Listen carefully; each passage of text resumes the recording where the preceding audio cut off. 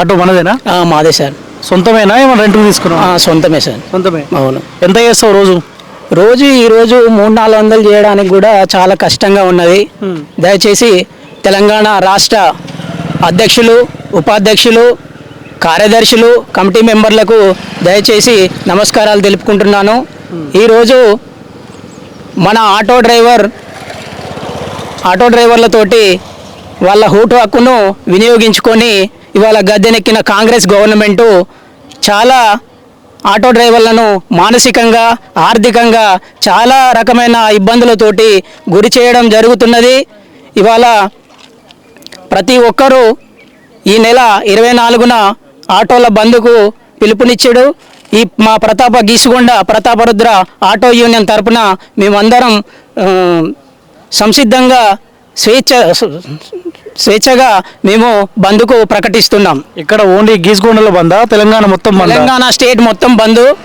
మీ డిమాండ్లు ఏంది? మా డిమాండ్లు ఇవాళ మా ఆటో డ్రైవరు ఓటు హక్కును ఉపయోగించుకొని గద్దెనెక్కిన కాంగ్రెస్ గవర్నమెంటు ఈ రోజున ఫ్రీ బస్సు ఉండడం వల్ల మేము కనీసము మా పిల్లల కనీసం ఫీజులు కానీ, ఈఎంఐలు కానీ, ఫైనాన్స్లు కానీ ఈరోజు చెల్లించలేని ఇబ్బందుల్లో ఉన్నాము. దయచేసి మాకు ఇస్తా అన్న సంవత్సరానికి 12,000 రూపాయలు ఇప్పటి వరకు కూడా 12,000 కాదు కదా, పైసా కూడా ఇవాళ ఈరోజు చాలా ఇబ్బందికరంగా మమ్మల్ని ఆటో డ్రైవర్లను అందరినీ కాంగ్రెస్ గవర్నమెంట్ ఇబ్బంది పెడుతున్నది.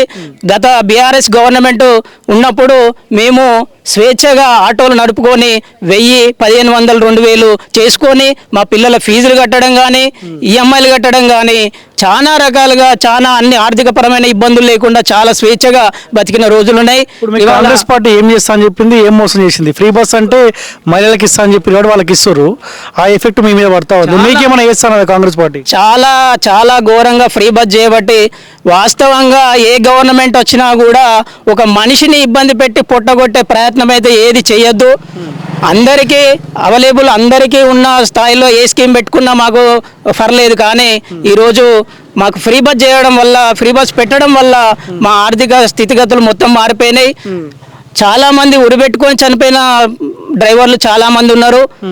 చాలా కష్టంగా. కాంగ్రెస్ పార్టీ ఎమ్మెల్యే రేవూరు ప్రకాష్ రెడ్డి కదా, పోయి కలిసి అడిగిరా? మేము అడిగినా కూడా కాంగ్రెస్ గవర్నమెంట్ ఏ స్కీమ్ పెట్టినా కూడా వాళ్ళని వ్యతిరేకంగా మేమైతే ఏది చేయలేని పరిస్థితిలో ఉన్నాము.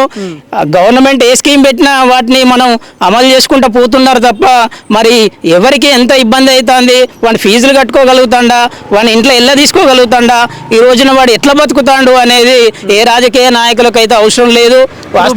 ఇబ్బందికరంగా ఉన్నది. ముఖ్యంగా ఈ వరంగల్ జిల్లాలో ప్రజల సమస్యలు పట్టించుకునే పరిస్థితులు కానీ వాళ్ళు కొట్లాడుకుని వస్తూ ఉన్నారు కదా, వాళ్ళే కొట్లాడుకొని వస్తున్నారు. ఇప్పటి వరకు కూడా ఏ రకమైన ఆటో డ్రైవర్కి ఇట్లా ఇబ్బంది అవుతుంది. మరి సంవత్సరానికి 12,000 రూపాయలు ఇస్తా అన్నారు, ఇప్పటి వరకు కూడా ఆ రూపాయలను చెల్లించలేదు. 12,000 కాదు కదా, ₹1 కూడా ఇవ్వలేని పరిస్థితుల్లో గవర్నమెంట్ ఉన్నది.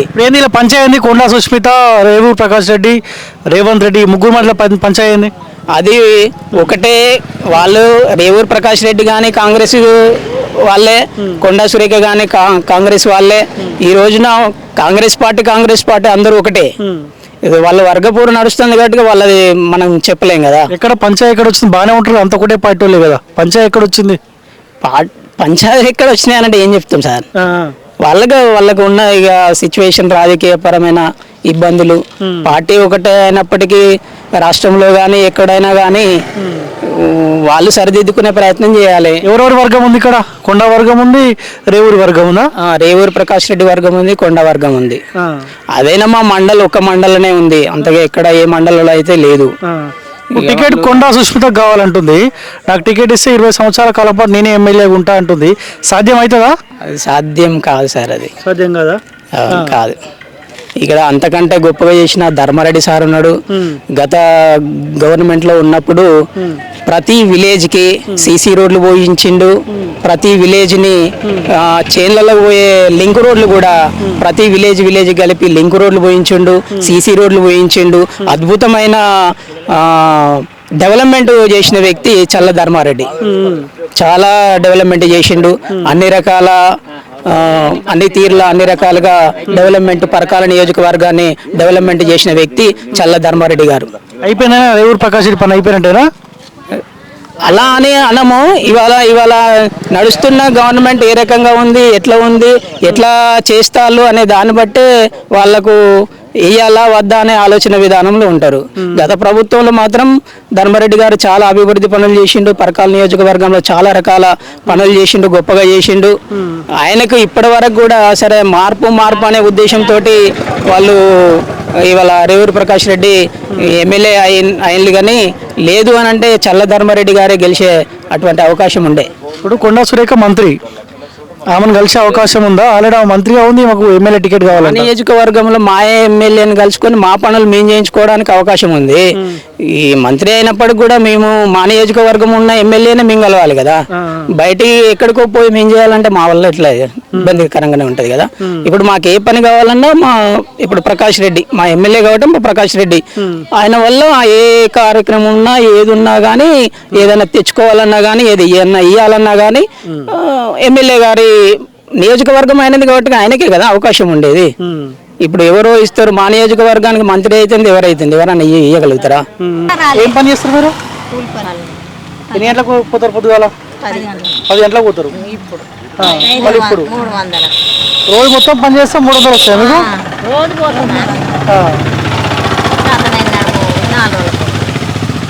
పని అంటే కూలి పని అంటే ఏం పని అమ్మా?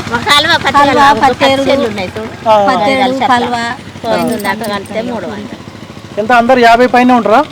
100 మంది ఉన్నాం. 60 ఏళ్ళు ఉంటారా? 55 ఏళ్ళు ఉంటాం. మరి రెస్ట్ తీసుకోవచ్చు ఈ టైంలో, పిల్లలు పెద్ద కావాలి కదా.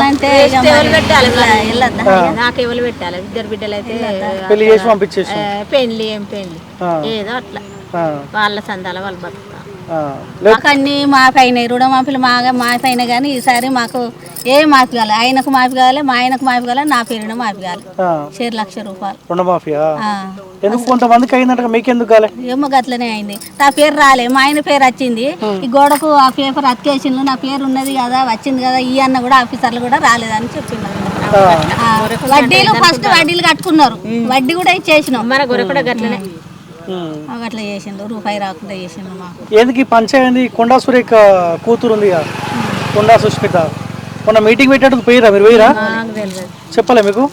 మా ఊరికి గెలవలే ఆమె సురేఖ. ఇప్పుడు సురేఖ అక్కడ గెలిచింది కానీ వాళ్ళ బిడ్డకి మీటింగ్ పెట్టింది మొన్న ఫంక్షన్. ఇప్పుడు మీ పరకాల కిందకి వస్తుందిగా. ఇప్పుడు మీ ఎమ్మెల్యే ఎవరమ్మా? రేవంత్ రెడ్డి ఎమ్మెల్యే ఏం పేరు? ప్రకాష్ రెడ్డిగా ఆయనగా. మరి పరకాల నియోజకవర్గమే కదా ఇది, అంతే కదా?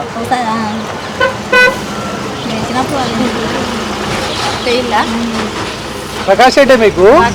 అయితే ఇక్కడ నుంచి కొండా సురేఖ కూతురు పోటీ చేస్తుందంట, టికెట్ ఆమె అడుగుతుంది, పంచాయతీ పెడుతుంది, నాకు ఈ టికెట్ నేను గెలుస్తా అంటుంది. ఒకవేళ ఆమె ఇస్తే మరి ప్రకాష్ రెడ్డి పైన గెలుస్తుందా మరి ఆమె? తెలుసా మరి మీకు ఆమె? సురేఖ బిడ్డ ఆమెనైతే మేము చూడలే, ఫోటోలలో గిట్లా చూసేది కానీ ఆమె కొండా సురేఖ తెలుసు. ఆమె తెలుసా? తెలుసు, మా ఇళ్ళలో కూడా వచ్చింది. అప్పుడు పూల దండలు కూడా వేసినాం మేము. చచ్చిపోతే మనిషికి 5,000 అట్లా ఈయనప్పుడు రాలే, పేదోళ్ళకి ఇవ్వాలి రారమ్మా. ఈయనప్పుడు రాలే, 1 రూపాయి కూడా ఇవ్వలేదు. ఈయననా? ఆమె సురేఖ వచ్చిందా? సురేఖ రాలే, ఇవ్వాలి రాలే. కొంతమందికి ఇచ్చింది, కొంతమందికి ఇచ్చింది, మాకు ఇవ్వాలి రాలే. చాలా మందికి ఇచ్చింది. ఏ పాటలు తిరుగుతారు మీరు? ఆ పాటలు తిరుగుతారా? పార్టీలు ఏమైనా తిరుగుతారా? ఇప్పుడు మీ ఇంట్లో పిల్లలు ఏమంటారు? కేసీఆర్ మంచిగా ఉండే అంటారా, కాంగ్రెస్ వచ్చినాక? ఇక మా పిల్లలు అంతేం అట్లా తిరిగారా? పెద్ద తిరగరు, వాళ్ళకి ఏమన్నా తావడాలు వాడు కూడా ఏం లేదు. ఇక పని చేసుకొని చప్పకి ఉంటారు అంతే.